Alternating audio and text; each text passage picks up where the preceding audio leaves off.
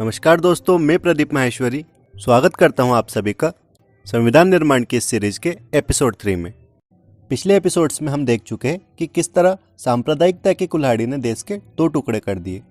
भारत अब तक एक आज़ाद भारत बन चुका था और संविधान सभा के सदस्यों ने भी कमर कस ली थी दुनिया के सबसे बड़े लोकतंत्र का संविधान बनाने के लिए। लेकिन करोड़ों की जनसंख्या वाले देश का संविधान तैयार करना इतना आसान तो था नहीं। उस दिन संविधान सभा में आरक्षण को लेकर बहस चल रही थी। लेकिन हम थोड़ा फ्लैशबैक में चलते हैं। 16 अगस्त 1932 को रामसे मैकडोनाल्ड की घोषणा से निम्न वर्ग को 2 वोट देने का अधिकार मिला। एक वोट से वो दलित वर्ग का प्रतिनिधि चुन सकते तो दूसरे से उच्च वर्ग का। वहीं कोई उच्च वर्ग का दलित वर्ग का प्रतिनिधि नहीं चुन सकता था। इस घोषणा को नाम दिया गया कम्युनल अवार्ड का। इस अनाउंसमेंट से गांधी जी बिल्कुल सहमत नहीं थे और उन्होंने आमरण अनशन की घोषणा की। गांधी जी की तबीयत बिगड़ती जा रही थी। तब बाबा साहब अम्बेडकर उनसे मिलने और उनको मनाने उनके पास गए। 24 सितंबर 1932 इस ऐतिहासिक दिन शाम 5 बजे अम्बेडकर और गांधी जी के बीच समझौता हुआ, जिसे पूना पैक्ट समझौता कहा जाता है।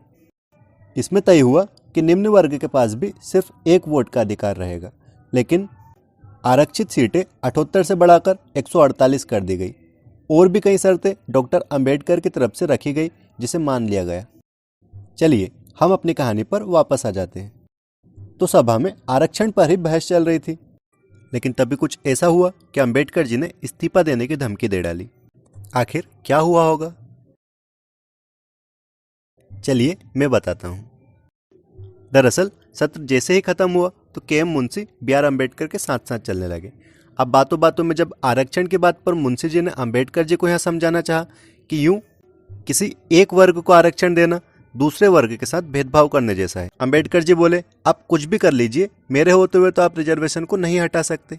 मुंशी जी ने पूछा, क्या इसका कोई दूसरा तरीका नहीं है? तो जवाब में अम्बेडकर जी बोले, हाँ है, और वो ये कि मैं ही ड्राफ्टिंग कमेटी से इस्तीफा दे देता हूँ।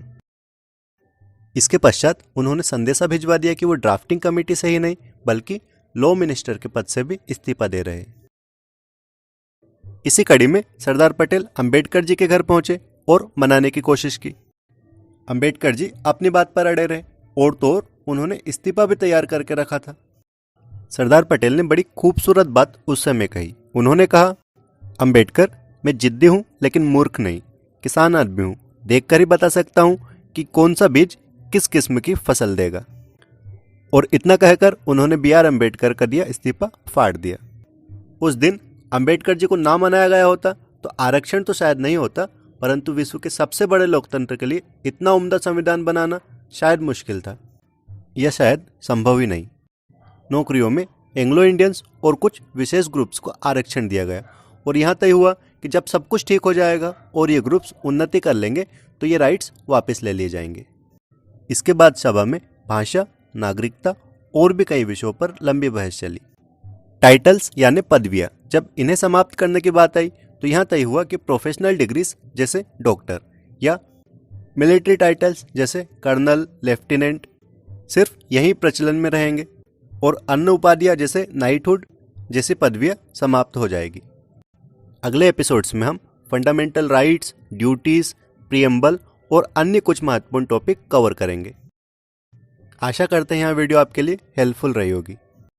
आप हमारे चैनल पर नए हैं तो चैनल को प्लीज़ सब्सक्राइब कर लीजिएगा। साथ ही बेल आइकन भी प्रेस कर लीजिए ताकि आने वाले सारे एपिसोड्स की जानकारी आपको मिलती रहे।